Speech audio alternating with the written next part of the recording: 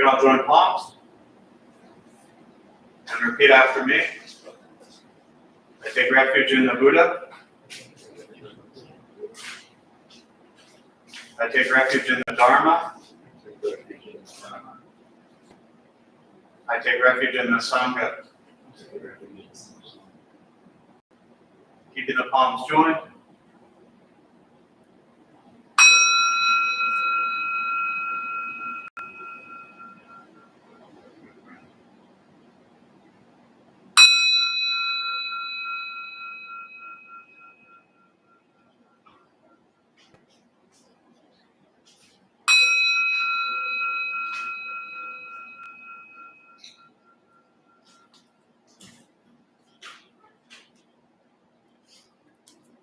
Put the palms down.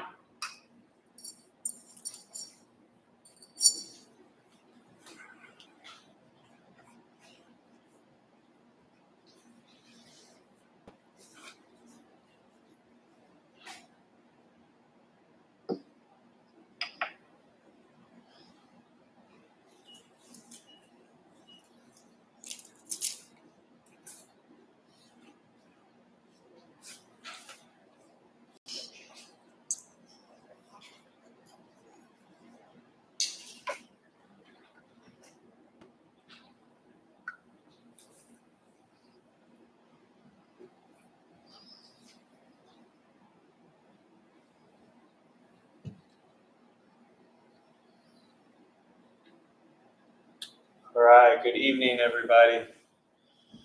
Nice to see you all here. Thanks for being here. And good evening to all of our fellow YouTube followers. Glad you could join us as well. It's interesting. I had this crazy real experience with impermanence the last 72 hours. And for me, the practice of impermanence is something that's so important within Buddhist teachings. I'm a little biased. I think everything's important within the Buddhist teachings, but it's something that is so pressing in our lives every day, and we don't even necessarily realize it. And very often when we think of impermanence, I know for me, for a long time, when I first learned Buddhism, impermanence was about big things that, losing loved ones, losing, family, friends, relationship partners, pets, the impermanence of big important things in our lives. And it wasn't about simple little impermanent things. And those things are important as well. They come and go just like everything else. And what's today? Today's Tuesday. So without getting into the whole long story, all of a sudden, anyone ever here pulled a hamstring before?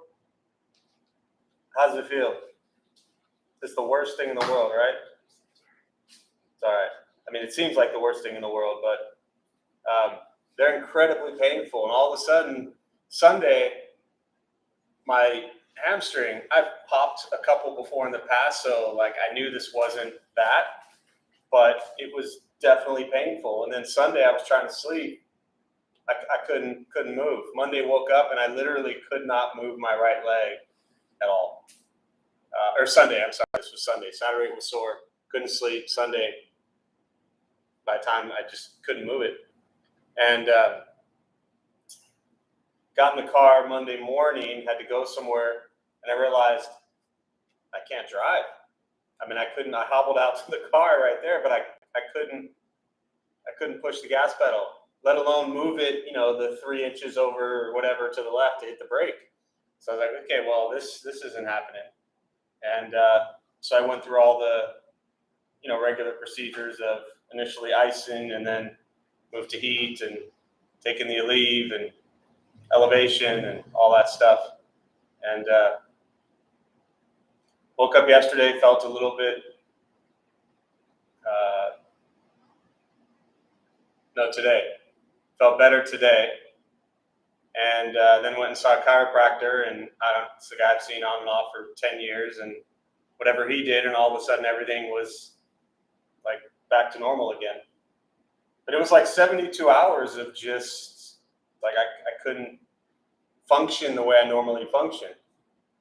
And it's just a crazy realization of at any moment in time, things can just stop working. And we don't know what or when. Now, obviously, not being able to move my leg wasn't the end of the world, and my mind was still right, and I would have been able to function and do lots of things. But for that period of time, my entire life drastically changed. And I mean, I say that like it's so dramatic. It's not. It was literally like 48 hours, right? It wasn't like a life-threatening thing. But for 48 hours, my life was completely different than what I knew it to be. And so I had to adjust and come back to present moment and say, okay, well, what am I dealing with now? What can I do now? What can't I do now? How can I respond now? And I think life is just a constant reminder of that every day. And for me, it's just, this stuff is just so ingrained in the way I see the world that everything that happens is an opportunity to say, okay, well, what did Buddha teach about impermanence and change? And he taught that it's inevitable. It happens to all of us. We all age, we get sick, and we pass on at some point in time. So what do we do while we're here? And when little things change in our lives, whether it's the weather, whether it's the food we're eating, or whether it's death or loss, or our ability to move our leg or not, whatever it is, how do we respond to that? And that's really the question. Physically, it's pretty simple. There was nothing I could do. But mentally and emotionally, how do you respond to that? And you have the opportunity to get annoyed and frustrated and pissed off and upset, or you have an opportunity to say, okay, well, this is life right now. So how do I deal with life right now? And choosing that option was always difficult for me in the past. To say, well, this is life right now was never an easy decision in the past. It was always, well, I don't like how life is now, so I'm going to fix it. I'm going to change it. I'm going to force it. I'm going to get it exactly how I want. And we can't always do that. So learning to embrace life as it is right now can be a really beautiful practice, because then it allows you to just open up to what are the possibilities with how things are now. And so, yeah, the reason it came up, as I said to Travis right before, like as of earlier today, I couldn't sit, and so I said, well, I might just stand during class and just roam around, like professor style, and talk or something. Even bust out like a little PowerPoint thing and pretend I'm pointing to stuff. And so I came up here before we started to see, like, could I even sit down? And apparently I can, so we'll be all right.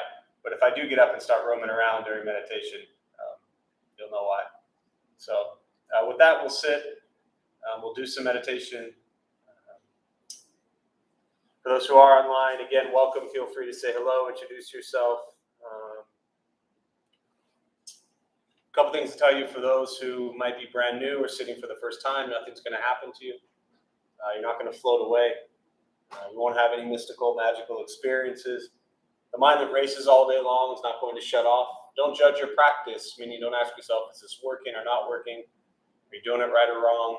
We're just going to sit. We're going to breathe. You'll hear sounds inside, sounds outside. This is life.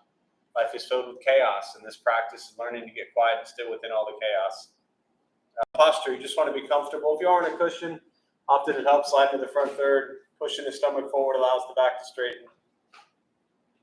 If you're on a bench or chair, however you're sitting, shoulders relaxed. Hands can be on the knees and the lap, whatever's comfortable for you.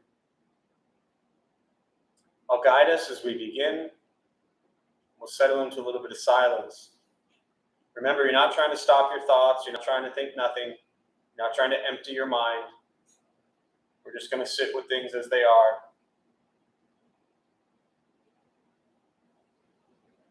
I'll guide us as we begin, and we'll settle into a little bit of silence.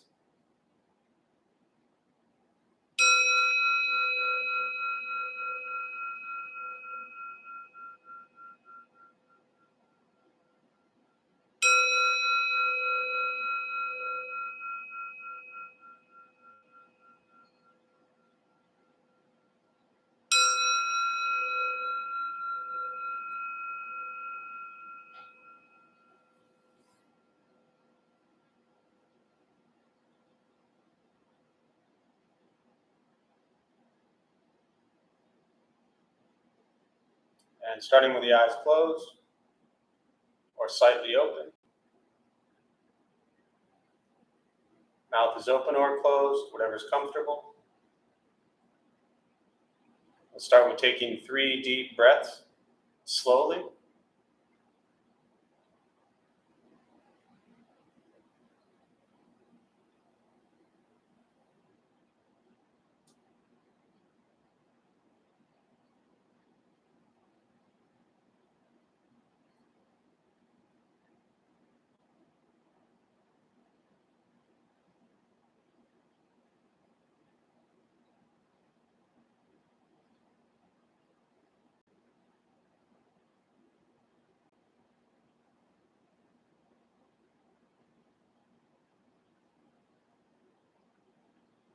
And eventually, settle into a natural rhythm of the breath.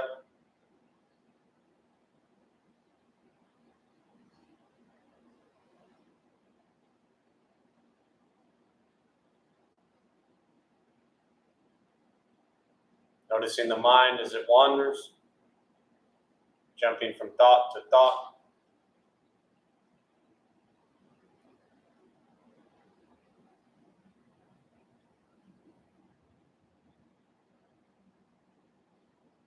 Start with gently guiding your attention, focus to the stomach or chest.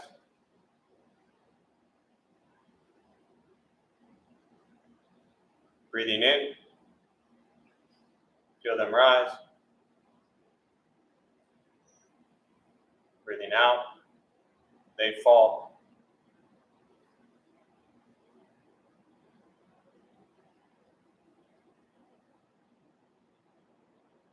Simply continue this practice, observing sensation of breath.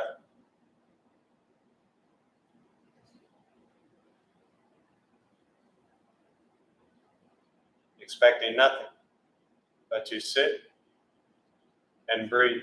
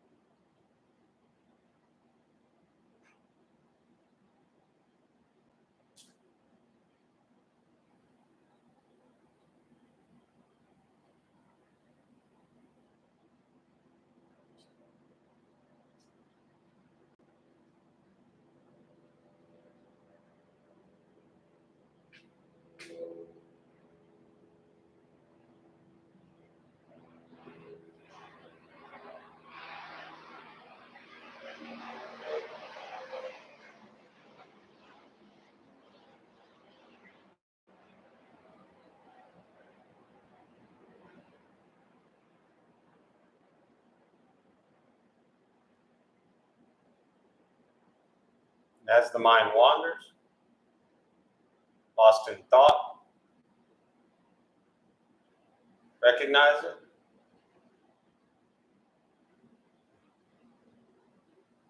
Release that thought Return attention, focus to the breath.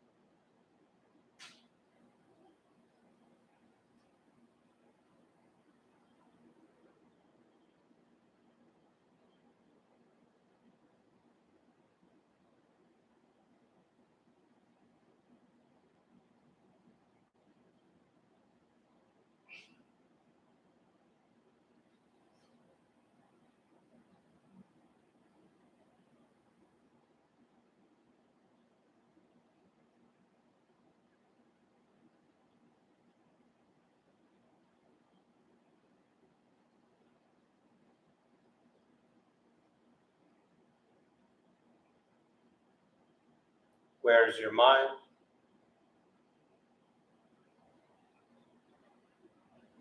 Lost in thought? Return to breath.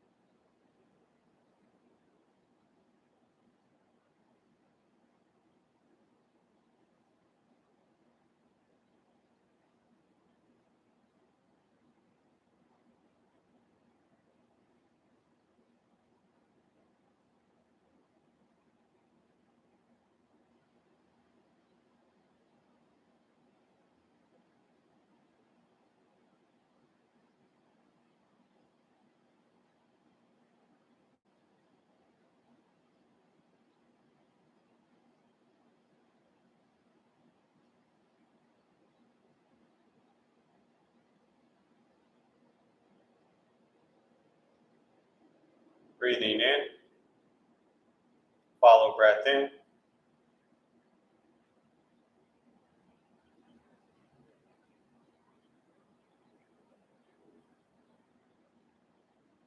Breathing out, follow breath out.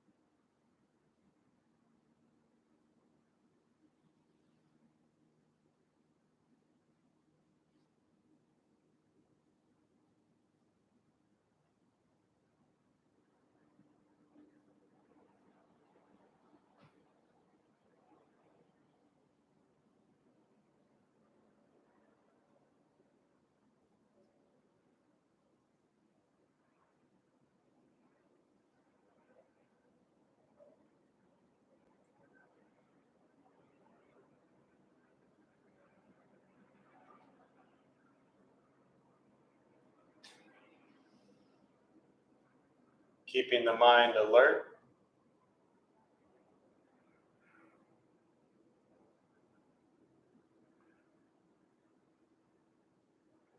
Aware of each sound.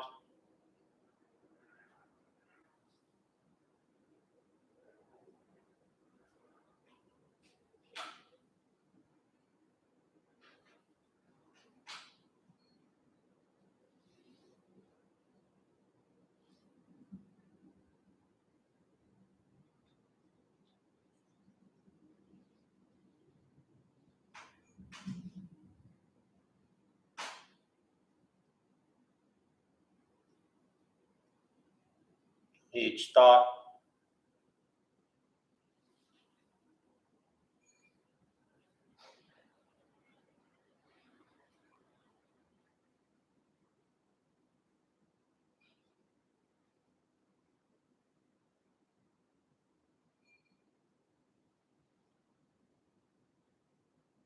Each physical sensation.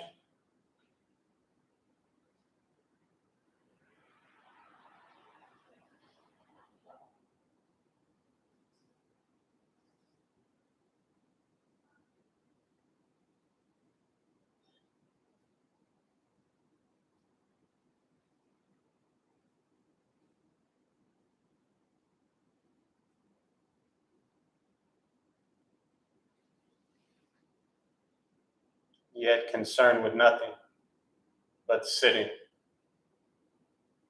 breathing.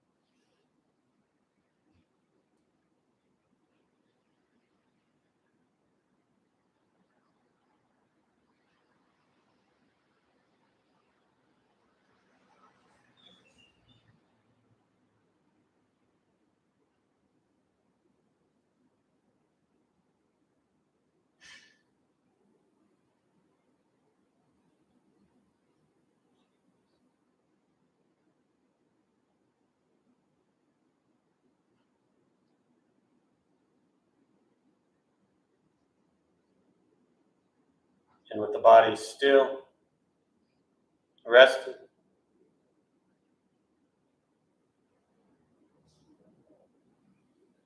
and the speech, quiet, aware of all sounds.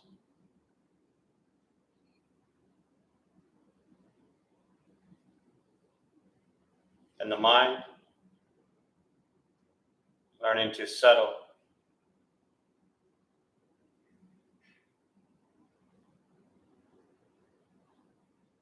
Know what it's like to just sit and breathe.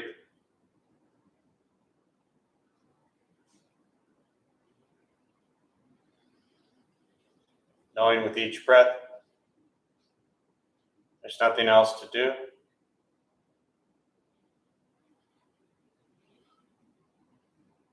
Nowhere else to go.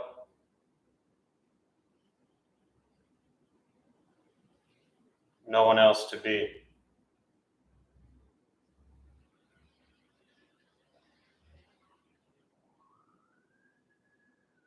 Everything beautiful, exactly as it is. Sitting, breathing.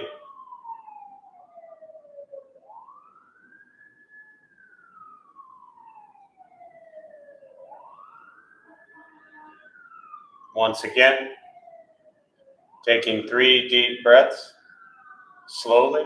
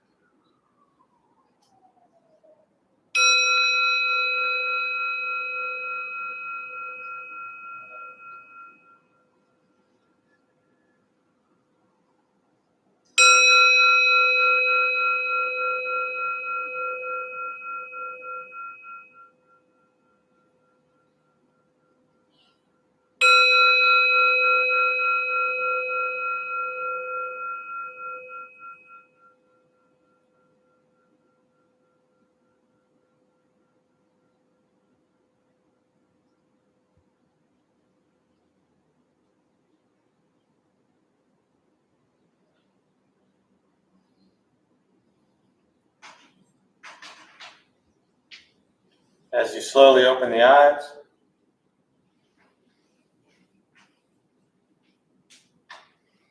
slowly beginning to move.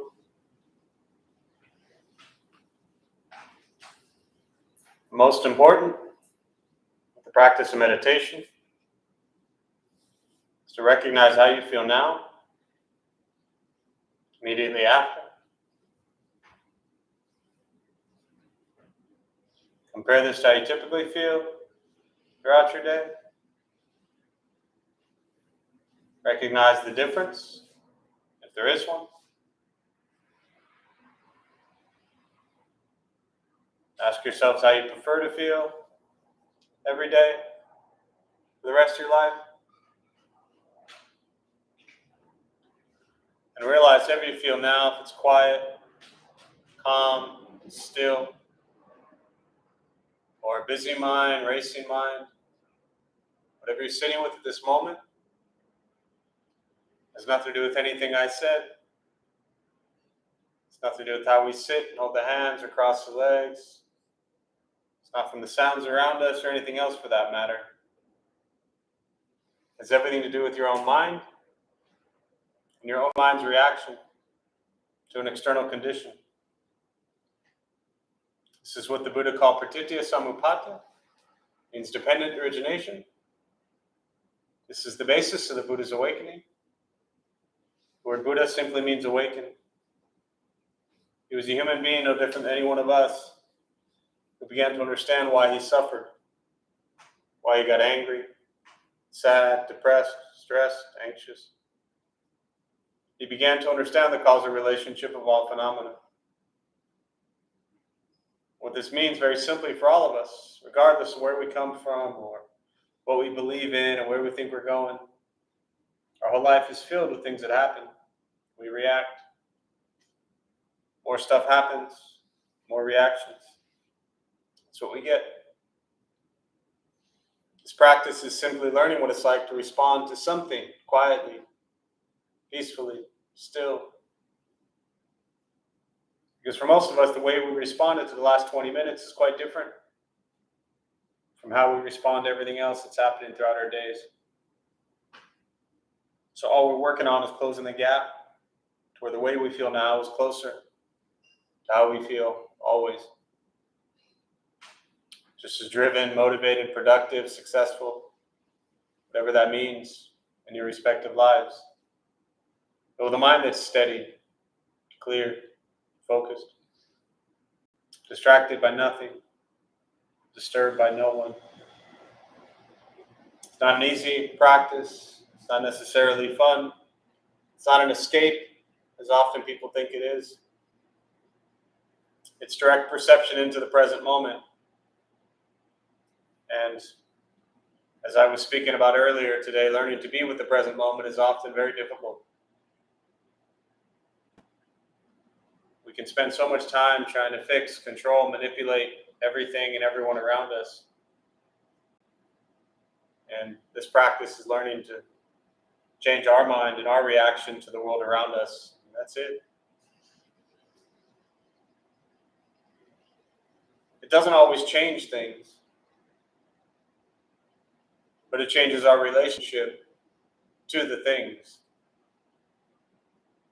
And when we can do that, it can have a really drastic impact on the way our mind and heart feels.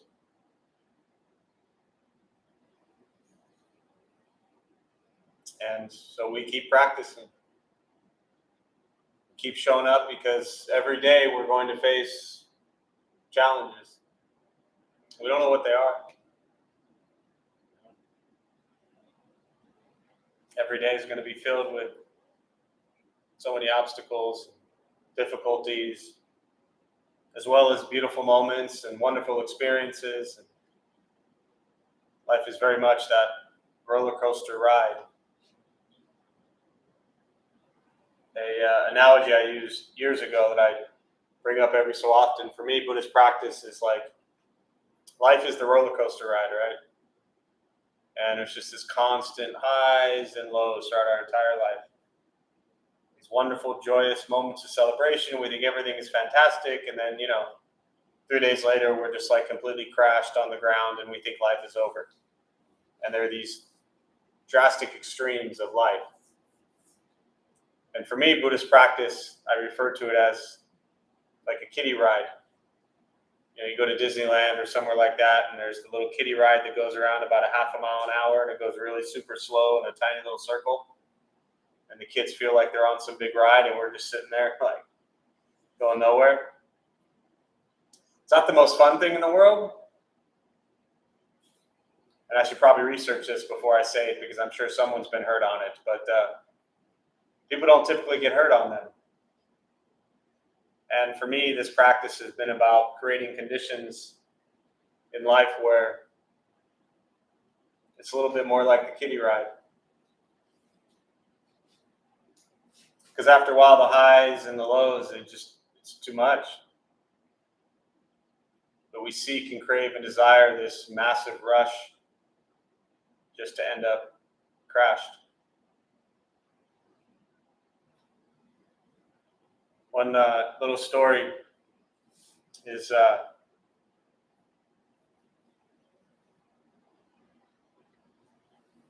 this was 2005, and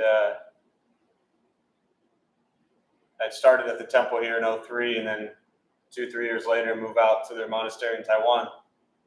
And I'd been there about 6-7 months, and there was this guy who came through. And one of the things I did out there, when anyone who came through the monastery actually, they spoke English, they would come looking for me, because then I got to give them a tour. And so it's kind of fun being tour guide.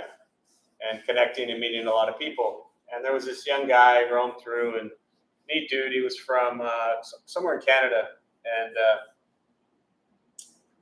so touring him around, and he's the kind of guy that, like, in my younger years, we just kind of hit it off, would have connected and probably hung out at the bar every night.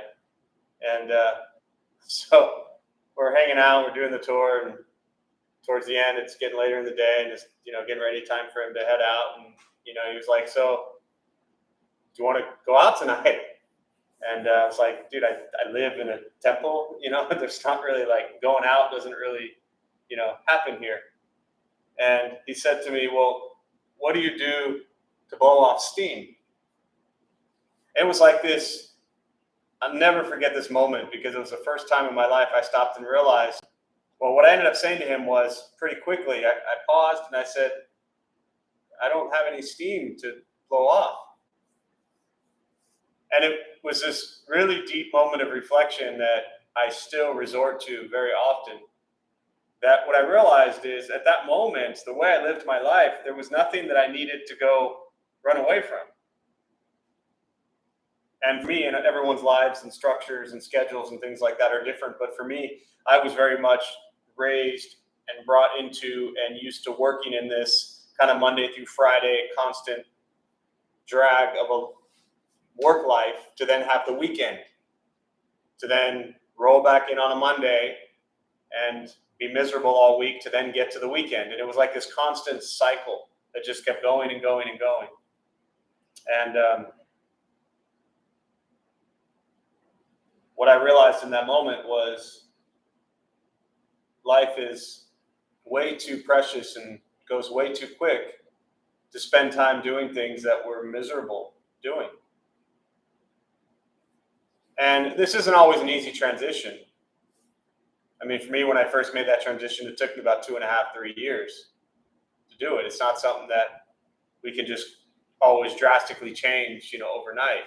Often we have tremendous responsibility. It could be family, could be, financial responsibility, whatever it might be. We can't always just pick up and drastically change our lives. For me, the conditions at the time, it was relatively easy for me to do that. And it still took almost 3 years. But what it taught me was, I'm not going to spend any moment the rest of my life doing a bunch of stuff that makes me miserable. And I just want to be clear, for those who maybe don't know me, it doesn't mean that, like, when things are challenging or difficult, that you just kind of toss them aside and say, "Oh, sorry, I don't want to deal with that anymore." But what we do on a day-to-day basis, how we spend our time, is very important. And so when I realized at that moment that there was no steam to blow off, it just reminded me that instead of living our lives where we work 50 weeks just to get 2 weeks vacation, if you even get that, and celebrate your 2 weeks, those 50 weeks, that's a lot of weeks. And I found it to be helpful to try to live life as something that you don't need a vacation from, but that your entire life is a vacation. So, not always easy, not always doable, not always practical in everybody's situation, but even on some small scale, there are probably changes in most people's lives that we can make where we don't feel like we have to escape. So with that, I'll pause. And as always, really just prefer to respond to questions, meditation, Buddhist practice, anything you're sitting with. Same thing for those of you joining online virtually here. There's a chat box somewhere on the screen. See a bunch of you chiming in already. Hello, Heather, Linda, and Brian. Molly, glad you made it out on the East Coast.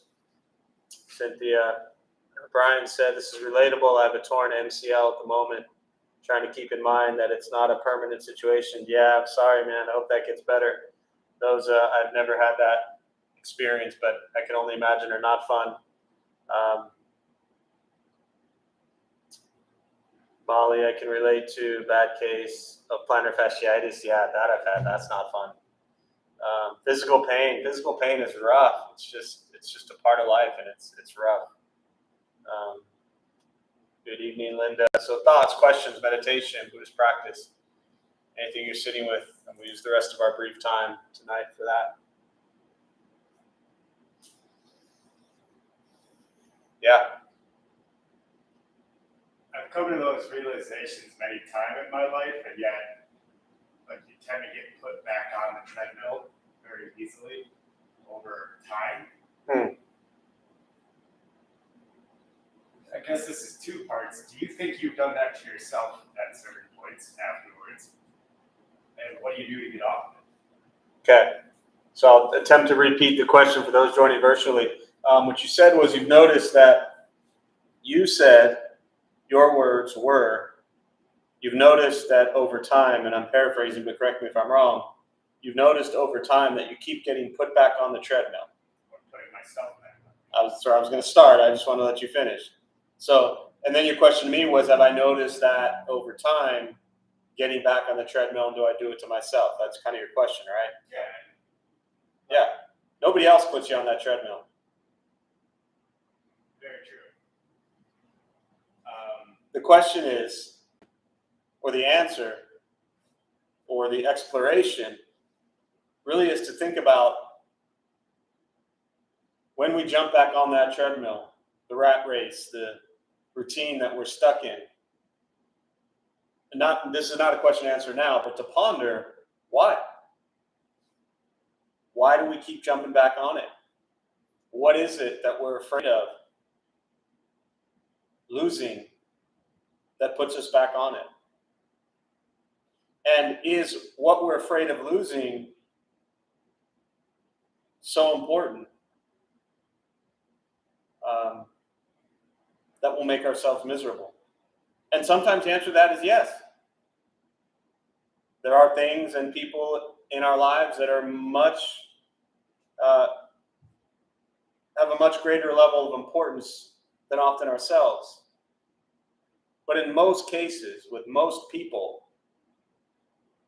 for me, it was leaving a life of making lots of money, to buy lots of stuff, to have lots of things.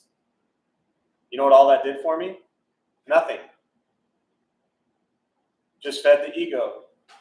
That was it. Yeah. My first master early on, she said, Jeff, you work so hard to make so much money to buy so many things. If you didn't have so many things, you wouldn't need so much money, you wouldn't have to work so hard. It was like the most brilliant thing I'd ever heard. And all of a sudden I looked around at all this crap that I had. And it was nice crap. And it was expensive crap. And it meant nothing other than stuff that I could say, wow, look at all my nice expensive crap. And someone could look at it and say, wow, you have really nice expensive crap. And then I felt good because it fed my ego, made me feel important, as if that stuff mattered. That's there's a Kerouac quote. Work, produce, consume, work, produce, consume, work, produce, consume. We're just stuck. And all the stuff we buy, we buy it, we play with it for a bit, we throw it away, we buy more, play with it for a little bit, throw it away, buy more. We're so stuck in thinking that all the stuff that we have, we need. We don't need any of it. We want it. And the first question is ask yourselves, what do I need and what do I want? That's really what there is to explore. And watch how quickly you'll justify and say, well, I really need this. I need all 12 hats that I have. Or whatever, I'm just guessing. You have more than 12? Yeah. Okay, it's just, that's just the first physical thing I'm looking at, Shirt guy. The shirt guy, okay, well, that's right, back to the shirts, So it starts with just recognizing just the physical things in our lives that we're so attached to that we think are so important. Because from that recognition ties into everything else that answers why we keep jumping back on that treadmill. That make sense? Does. And eventually, hopefully eventually you reach a point where you realize, like, I can't do this anymore. Like, I don't want to do this anymore. I don't want to, what's more important? Being happy and pleasant in life or feeding the ego? And again, I'm just using the physical stuff as an example because it's something that I can, relate to that was very important on my journey, was to get over the attachment to that stuff, thinking that stuff mattered. But that's just my example. It's different for everybody.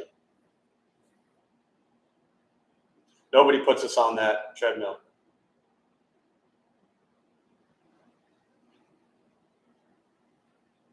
Yeah.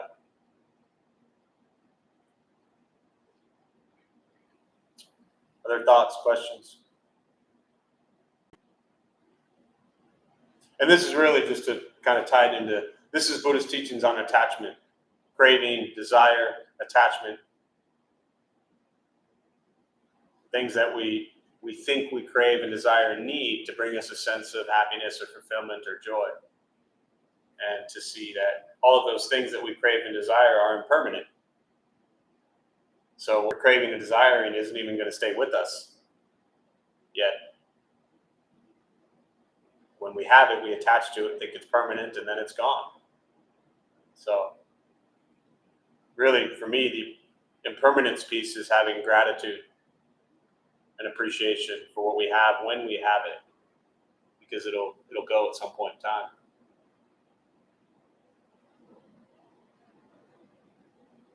Other thoughts, questions?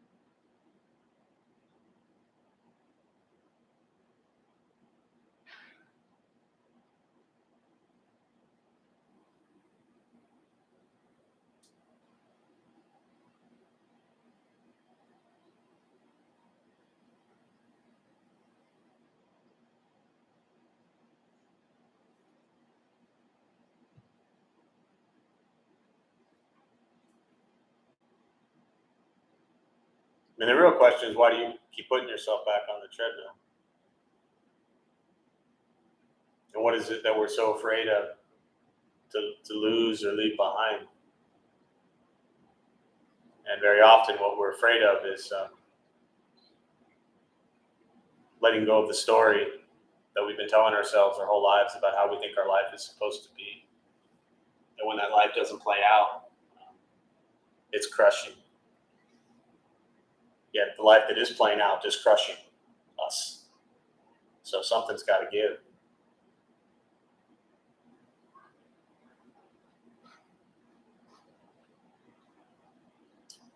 Other thoughts, questions?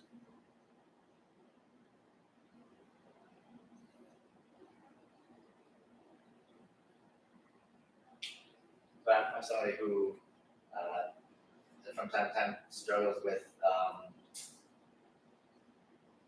feeling lack of control over things that happen in life. And obviously, the teachings I've been told are like, you can't control things in life, which, I obviously have come to that realization. But then my question for you is, if we have no control over what happens, how do we find meaning in the things we do? Yeah, good question. Again, I just try to repeat it for those joining us virtually. So your question is around control, that you are someone who, from time to time, likes to try to control things. You said you've come to the realization that you can't control things outside of you.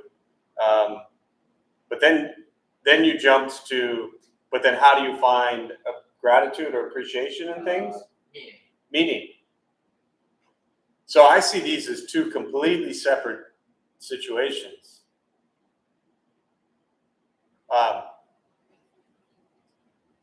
I love how you said, first of all, time to time.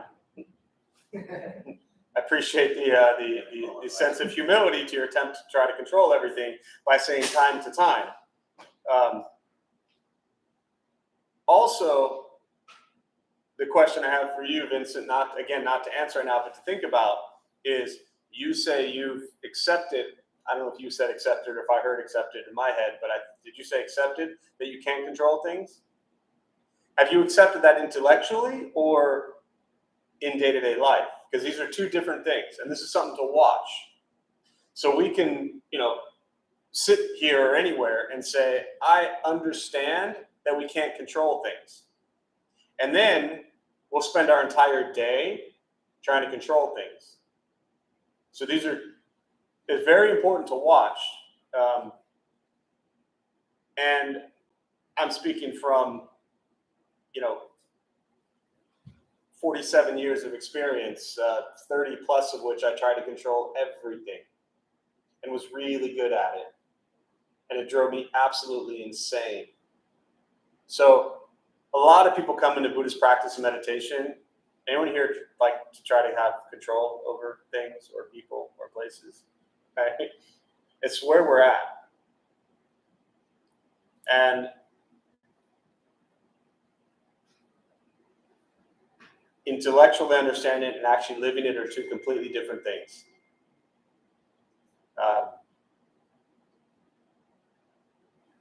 You're brand new, so you haven't heard this example yet. You wear socks. I see socks. Yes? Do you have more socks than the two that are on your feet? Yes? Okay. Next time you go to put on socks, are your socks like folded together or are they like randomly thrown throughout your drawer? Mixed? Like just individual socks thrown everywhere? Right, some of them are folded, some of them are. Oh, okay. Some are folded, some are not, right? So next time you go to put on socks, I want you to take two socks that don't match and put them on. Can you do that? And not with like jeans so they're covered up, but like blatantly, visibly make it very clear to everyone you see all day long that you are wearing socks that don't match. And see what that feels like. It sounds like a silly thing, but it's an incredibly difficult practice for a lot of people, especially those who like to have control. Because a lot of what we're doing when we're trying to control is we're also trying to control the perception and views that other people have of us. That's usually the biggest form of control we have. That all of our control is really around how do people perceive me? And how perfect can I present and look to people? It starts physical initially, and then it kind of goes inner and gets all screwed up in a bunch of other ways. So simple little things like wearing two socks that don't match and see what that does to you. Or wear two shoes that don't match. Usually the socks are hard enough for a lot of people. But the whole idea is, can I go into the world and not present perfectly? When you can do that, you're starting to understand what it's like to not try to control. Other than just to say it, right? And there are many practices like that, but that's just a very simple one. How does that sound to you? Doable? Easy? Your hesitation to answer that tells me no. Will it be difficult for you? I think I can do it. You think you can do it? Yeah. I love the fact that it still sounds difficult because you're not sure if you can do it. Right? That's great. So try it, see what it does, and then report back. Let me know. I always like feedback to know how the sock test goes. And then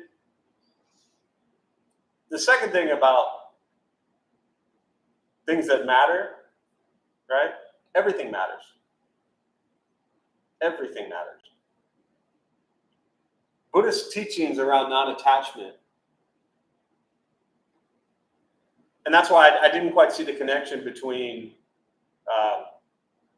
controlling and how do you find things that matter. Like I don't see the connection there unless I missed it in the question, but I see that as two completely separate things. Everything matters. Non-attachment doesn't mean that you don't care. Non-attachment means that you absolutely endlessly love and care about everything. Everything that we call good and bad, right and wrong, you care about all of them. The people that we love, the people that we hate, we care about all of them. They're all important. They all matter. Everything we do matters. Because everything we do has an impact. And this is karma. The word karma literally means action. It's what we think, what we say, and what we do. So everything we think, everything we say, and everything we do has an impact. Everything matters. Everyone's feelings, everyone's emotions, everyone's thoughts, everyone's experiences, they're all super important. Because they're all on this crazy journey just like us. And this is what compassion is. Compassion is understanding that every single person you encounter is suffering. Now, I don't suggest you walk up to people and be like, "Hi, I'm Jeff, nice to meet you. I'm sorry you're suffering," right? It's not like this blatant outwardly expression of like, "Hey, you're suffering. I'm so sorry, poor you." But it's just in your mind and in your heart, you know that everyone is facing challenges and difficulties with life. And when you can see that, you recognize that they're just like we are. And they matter. So, does that help at all?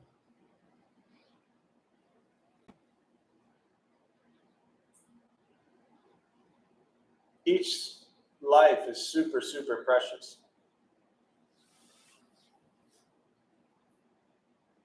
And so we try to treat it with as much love and compassion and kindness and understanding as possible, including towards ourselves. Our life is equally as precious as everyone else's. So we try to treat our life with kindness and love and compassion. And this is hard, super hard. So, any other final thoughts or questions on that or anything?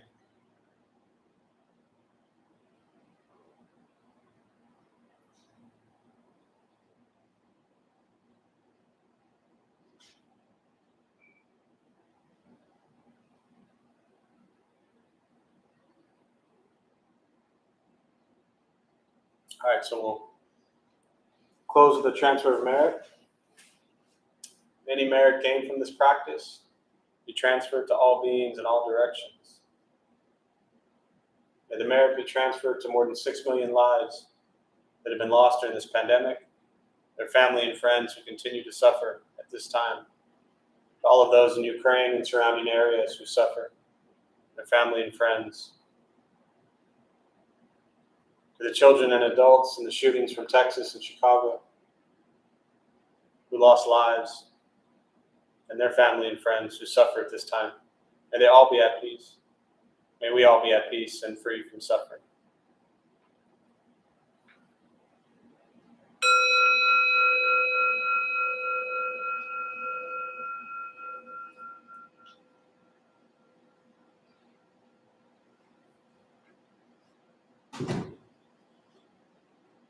So our Dharma Bum host Carly will make a few announcements before you all head out. Thanks, Carly.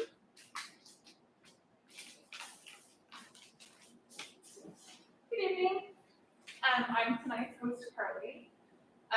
We opened the Dharma Bum Temple 15 years ago to introduce Buddhist practice to those who show up, those who either not nuns, monks, gurus, masters, or teachers, and are not looking for students. They're simply practitioners sharing their interpretation of the practice of others. Just about every night we have different classes led by different people of various Buddhist traditions. We have recovery sangha that meets several times a week for anyone battling addiction, drugs, alcohol, or anything else for that matter. A family sangha for parents, kids, toddlers, and teens, which currently meets once a month. And we also offer a half-day silent retreat the first Saturday of the month with an RSVP required.